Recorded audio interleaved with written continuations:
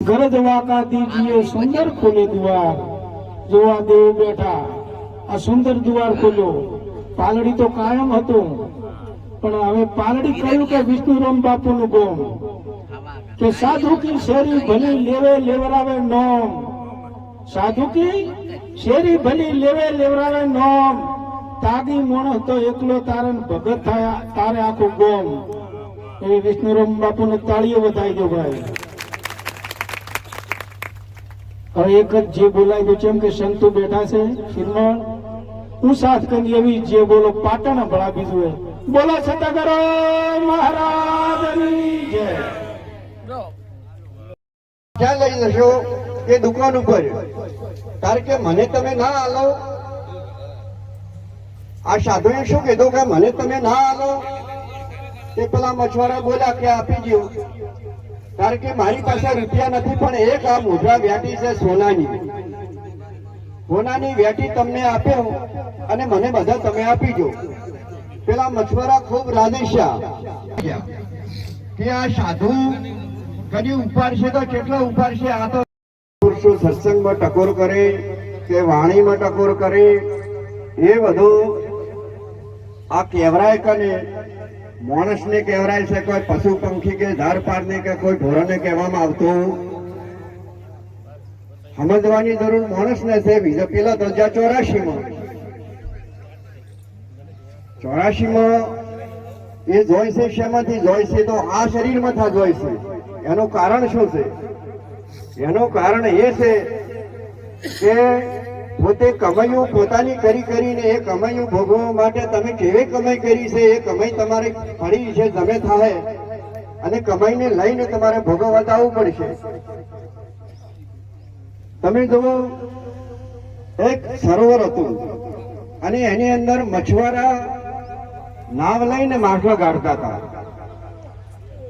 હવે આ એક ત્યાંથી વિષ્ણુનાથ જેવા મહા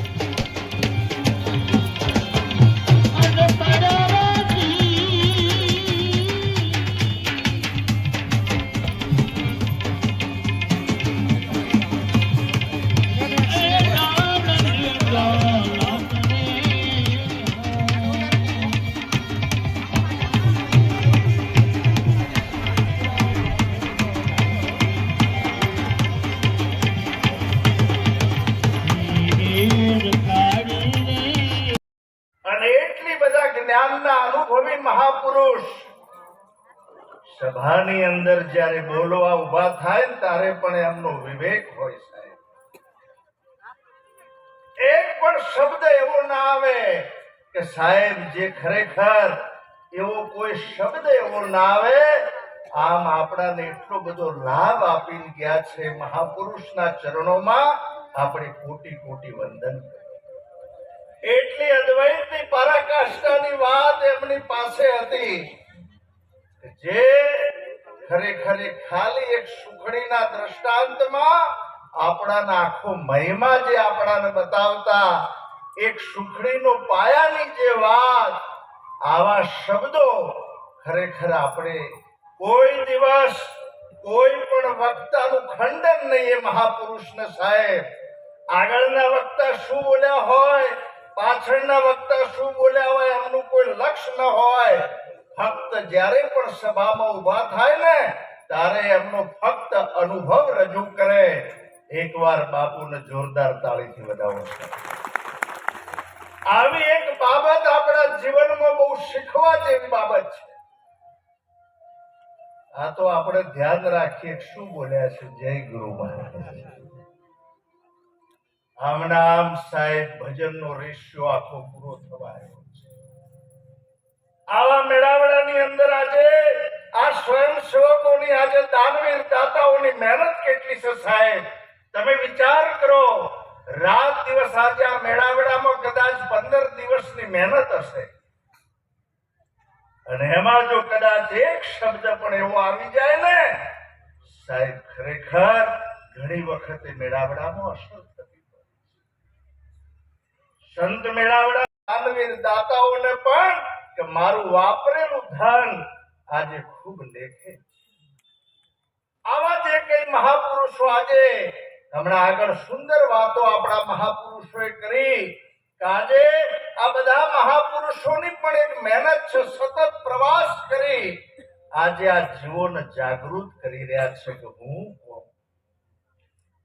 એક વાર મારી આપ સૌને પણ એક પ્રાર્થના છે કે આખા ઘરને આપણે ભક્તિ સભર બનાવીએ. જે યુવાન વર્ગ આજે કે જેમની ઉંમર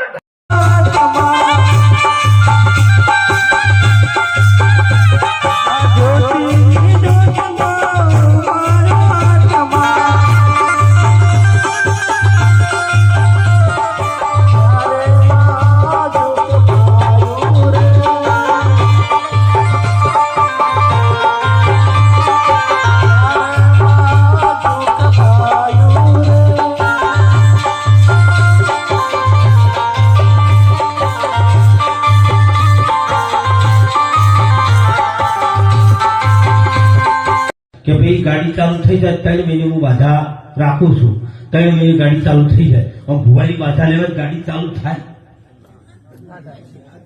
ના થાય એટલે એના બીજો મિકેનિક જોઈએ, અને મિકેનિક આવો તરત એમ કે લો બાપુ એ આ તૈયાર ગાડી. એટલે તમારા શરીરમાં બીમારી હોય તમે એના પર દોડ લેવા છો, એ દોડો જોઈ તમારી બીમારી મટાડો. અને દોડ લેતો હોય તો ઘઉંનો બાજરીનો શું છે, મારી બનાવની નદીમાંથી 2 ટકાના ભરીને લાવું રેત, અને એ દોડ લેવાથી તું આવું તો હું દોડ તને માનું અને એને માનું. નદીની રેતમાં દોડ લાય કેમ તો એના બી આખી ઉંમર ગાડીઓ રિપેરિંગ કરે છે, તો એ ફટ લઈને ગાડી બતાવું તો ખબર પડી જાય કે આમાં આટલો કલર જેવું છે, આમાં આટલા ઘુમાશે, કેમ કે એનો વિષય છે. બાબુરામ ને હું પૂછું કે બાબુરામ 1 વીઘા કેટલી બાજરી થાય, બાબુરામ કહે છે કે 40 મણ કે 50 મણ, કેમ કે એવું આવે છે, એ ખેડૂત છે. એમ એ મારા બેટા હાથમાં ઘઉં પકડે છે 20 વર્ષથી, એટલે એને 37 આવે છે. તમને નહીં ખબર પડતી, કાયમ પકડે છે. 1 ટકા ભરીને ફેર તેના વાળા લઈ જઈને કહેવાય કે ઓમો દોડ લાવો, હોજ પડે 6 પડતી, ઓમો દોડ આવે તો ઓમોનું જો એ ભોરત કે ભાડું લેવાય. આપણા ગરીબ લોકોને, ભોળા લોકોને કાપી નાખે છે. અને હાવ જે હાવ બાપડા